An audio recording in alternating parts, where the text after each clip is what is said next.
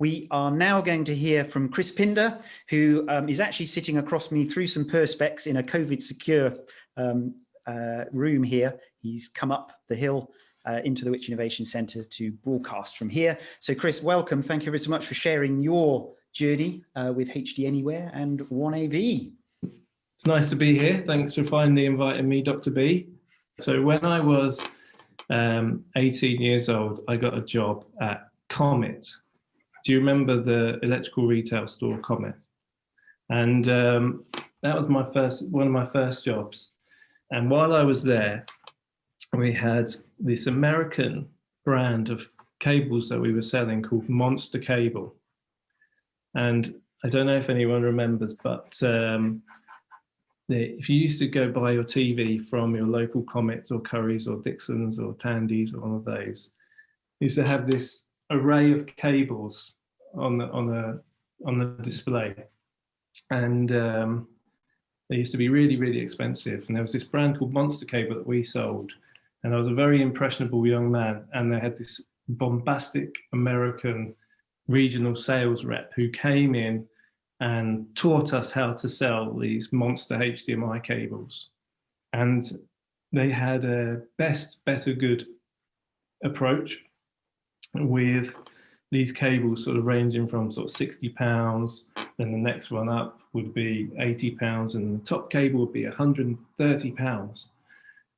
So I was 18 years old, and I was we were encouraged to sell these very, very expensive HDMI cables. This was before I went to university. So I was working in electronics right from before I went to university. And then I ended up going to the University of Manchester to study commercial music production with business. And to do that, they plonked me and my media studies compatriots on a campus in Warrington called Padgate Campus, just about 20 minutes outside the city. And it was a media campus, so we had people there doing TV production, music production, radio, and it was there that I met some of the most important people in the creation of the company. This is there I met my now wife on the very first day. And I also met Dylan, who's a big part of the company. He's a co-founder of the company, effectively, along with my wife. Okay, cool. So this is the sort of cables I was selling in Comet. And we had this, there's the evidence there that the HDMI cable that you would buy to connect your TV in Comet could cost you up to £130, which is an astronomical amount of money. But I got paid a good chunk of commission when I sold a cable, so I was very good at selling them. I'm very charming at that. That was me, working at Comet, Salesman of the Month, 2003, before I went to university with my bleached blonde hair and my clip-on tie. That is my hall at the University of Manchester, where I met my wife, now wife, then girlfriend, and business partner, Dylan Patney. And it was whilst we were at the University of Manchester that we joined the student union and were elected to be the entertainments officer, and he was elected to be the student union president. And that is me and Dylan in 2005 organising Freshers Week that summer.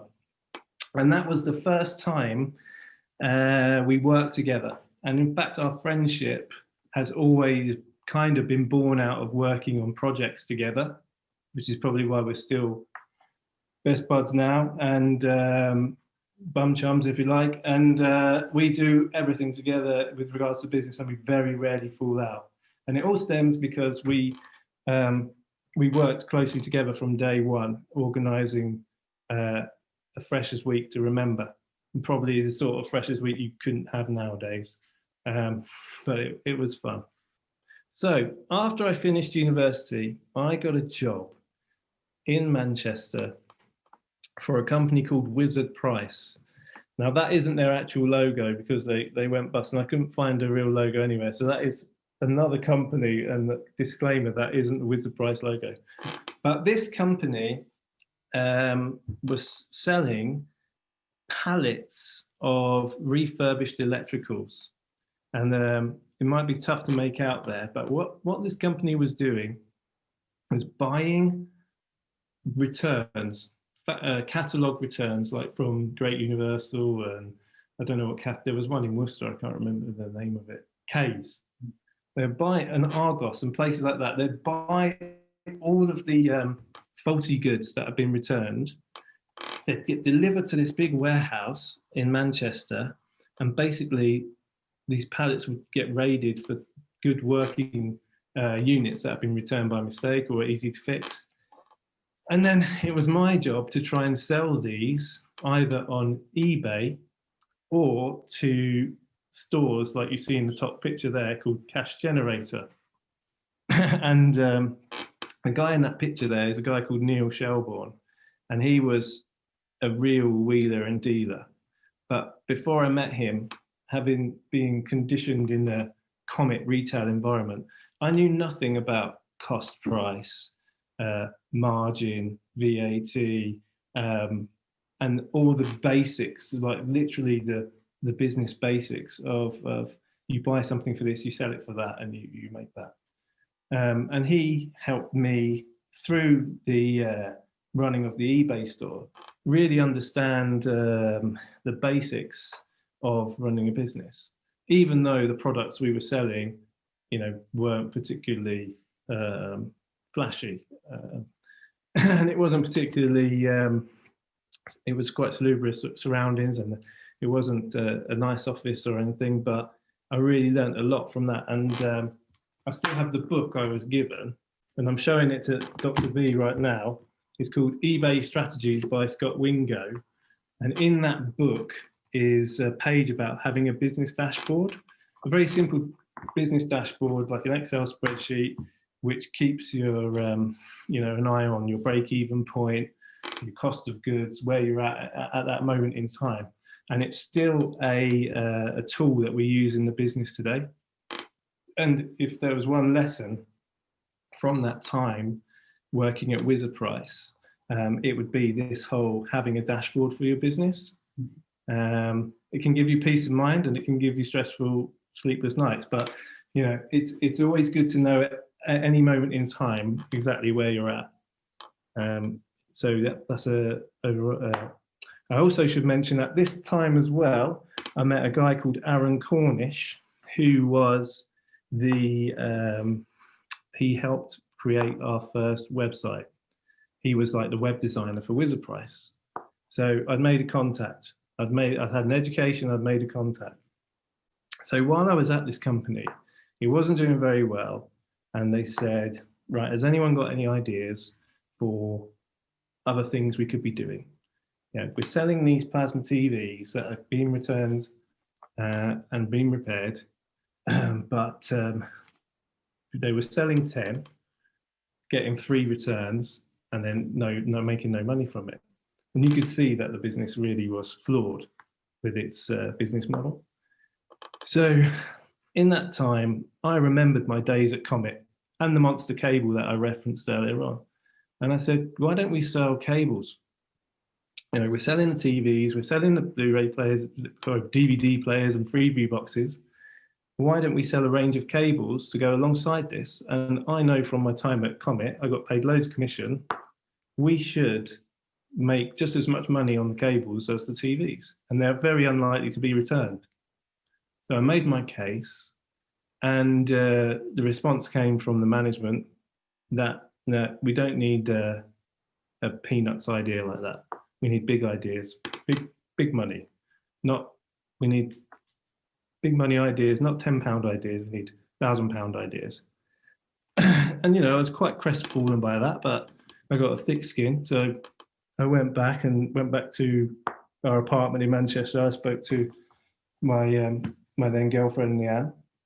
I said, explain the situation. Things aren't looking very good. There was a price that I think it's going to go to the wall. But and I had this idea, and they completely dismissed it out of hand. And she was very supportive and said, well, how much? money do you think you'd need to buy some cables? And I said, well, I made some inquiries with a few factories in China, and they're really quite cheap, but like £1 each, less than £1 each. And how much are they selling for? And so easily buy, they're like 130 quid in Comet. Oh wow, that's like unbelievable, crazy. How's this? It's criminal. So I got in touch with a Chinese factory and said, well, I'd like to order some cables. What's the minimum order? And they came back, you need to order a minimum of 10,000 cables, 10,000 meters, I think it was. I thought, there's no way we can afford that. I said, look, I used my Wizard Price email address, which I still had access to, and I pretended that we were a big company in the UK, and if they could just send us some sample cables, we would test the market with them, and if it were a success, we'd buy 10,000 meters, no problem. So I didn't have any money to buy these cables, so my wife, Leanne, she lent me, or she gave me in the end, I think it was £500 to buy just this sample order of cables. The cables come and they get stuck in customs, because I didn't know about customs and clearance and all that. And luckily, customs people rung me and said, we got this package here for you and you need to pay the duties. And that was my first experience of customs. And eventually I got them through, and I started listing them on eBay, because that was what I'd known. That's how I knew, that was all I knew what to do. And to do that, I needed some eBay listings designed for me. And that's where Aaron came in. He helped me on the side. So if you flick to the next slide, the drawing on the left, that is the original drawing I did. And I still work like this today. I draw it in pen, biro, on a bit of paper. This is what I want it to look like, the listing, just web page design basically. And then the designer, in that case Aaron, and ultimately Dylan, converts my little scrabby drawing into something online, something that looks a bit more flashy.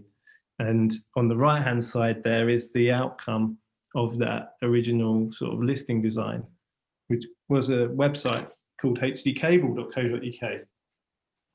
Luckily, around this time as well, a big article came out in the Mail online saying HDMI cables are a rip-off.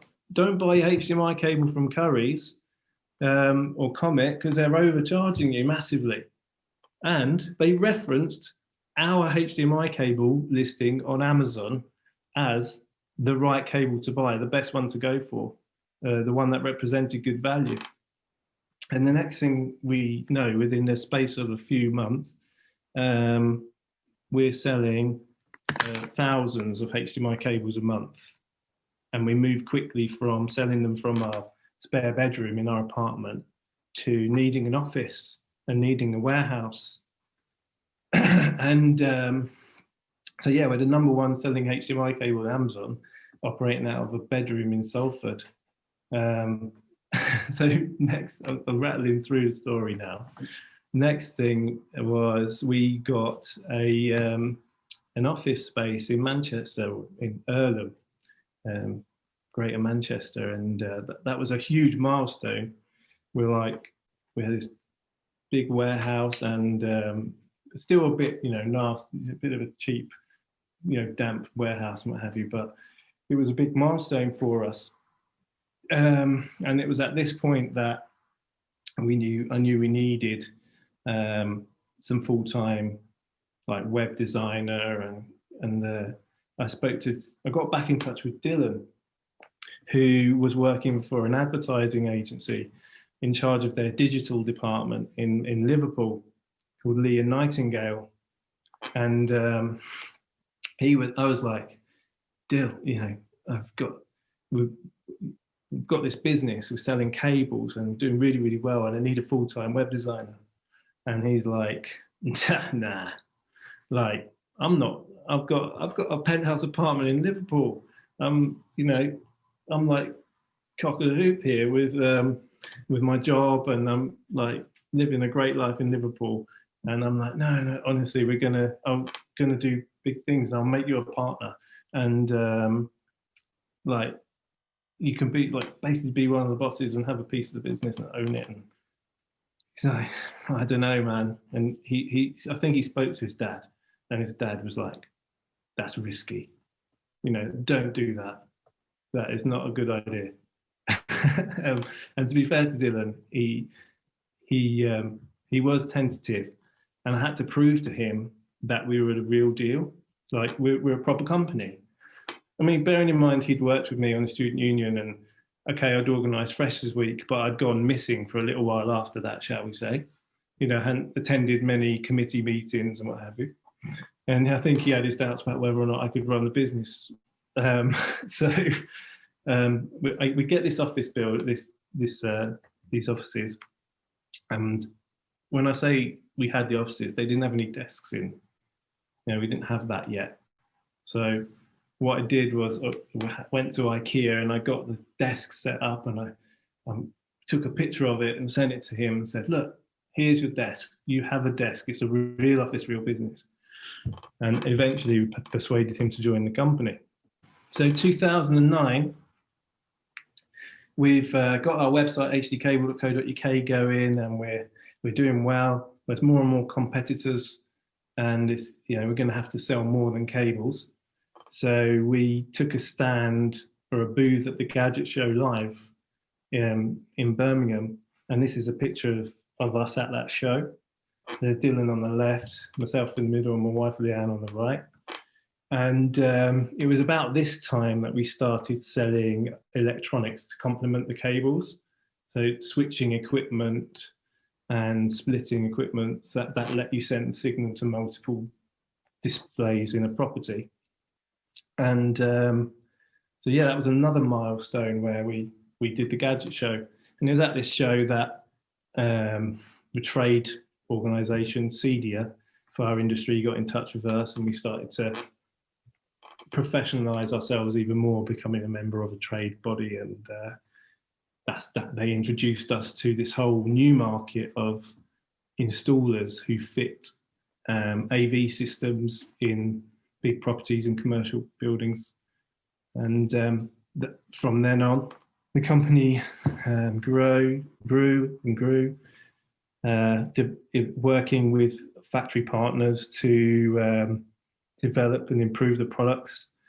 And in 2014, we won an industry award for our product from the industry that we only met at the Gadget Show in 2009. So 5 years later, we're winning a top industry award for best product, which was probably one of the highlights of our professional career. And that's why I said in my tweet, from student union to Tuxedo Tech Awards, because that's where we ended up. 2016, we tried to take a leaf out of the big brands' books by doing our own keynote event, sort of Apple-esque. And yeah, people said, like, who the hell do they think they are, doing that? And we were like, well, we were just trying to emulate what we thought was the right thing to do. So we hired a cinema in Manchester. We invited our customers and journalists, and we just did a presentation on the cinema screen in a kind of Apple keynote style way to introduce our new products. And yeah, it went down well. And another big moment for us was that we pulled it off, because yeah, we just chanced it and it worked out quite well. 2019, so yeah, another big milestone was this. Of course, these shows aren't happening now, but there's a massive show every year in Amsterdam called ISE, and it's like the biggest AV show in Europe, possibly the world. And when we first started there, we had like a little tiny stand right on the outskirts of the show. And in 2019, we had a stand in Hall 1, which is, right in the main hall. And I think that was another big milestone for us, because I remember saying when we first started doing the show there that, one day we'll get there. And we did last year. And that's Dylan again in his white jacket there. Leanne was at home looking after the kids, but if she was there, she would have been in the picture too. And James, who's come on board later in the company's life, we all kind of gave ourselves a pat on the back at that point, because, we'd made it over a decade, ups and downs, trials and tribulations, like all business. And yeah, started from the student union and ended up in Hall 1 at the biggest tech show in Europe. I think that pretty much concludes my 20-minute startup story. Well done. Thank you.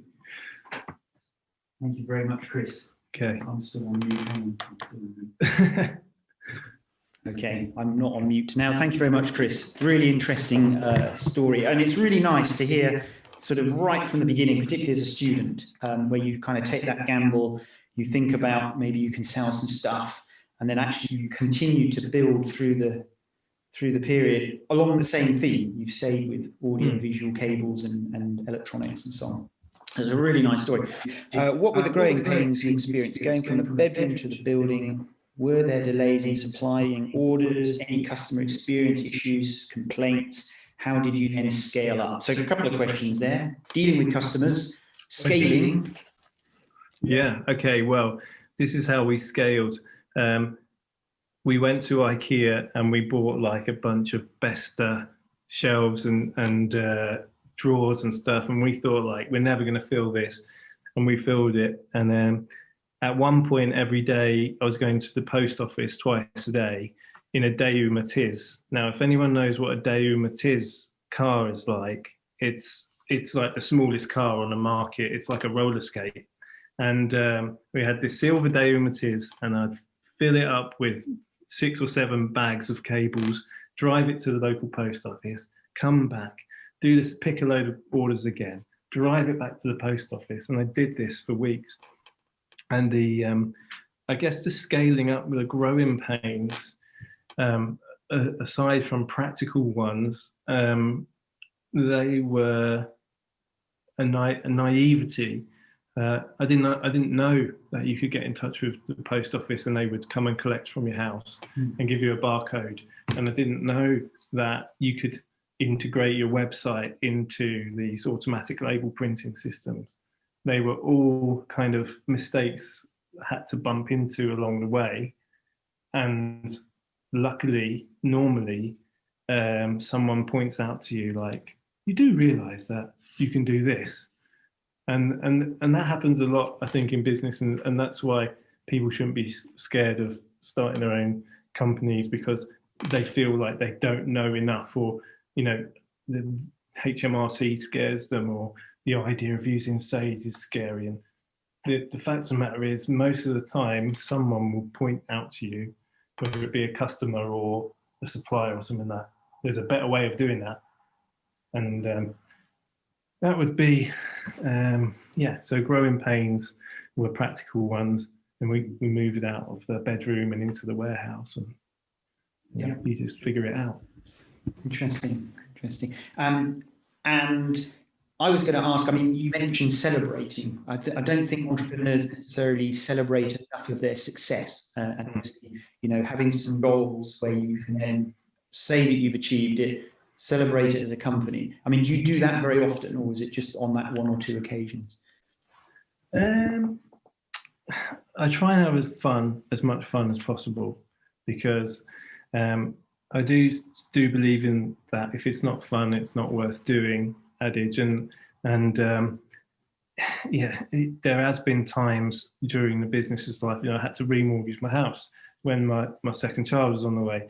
And, I was sitting at the top of my stairs almost in tears, because, felt like, we'd been lauded, we were in the media, we'd been lauded as these award winners, and I'd taken a gamble on a project that hadn't quite paid off. And I felt all this responsibility. And I think I do often make sure I think back to those sort of experiences to bring me back up, because hey, it's not so bad, because it could be back there. That was bad. And often there'll be little moments where you realise that, you know, you're in the, we got our biggest export market is South Africa, and we did an event out there, and they did like this big welcome dance and music, and everyone was wearing HD Anywhere t-shirts, and you see a building in a completely foreign country and they've got a HD Anywhere sign outside, and it's little moments like that that I think are like little mini celebrations in my head. You're like, wow, I can't believe we did that. So that's how we celebrate. Yeah, no, it's really important, and finding the time to do it, I think, is really important as well. No, that's fantastic. So, Chris, we will come back to you at the end of the panel session. Thank you very much for that.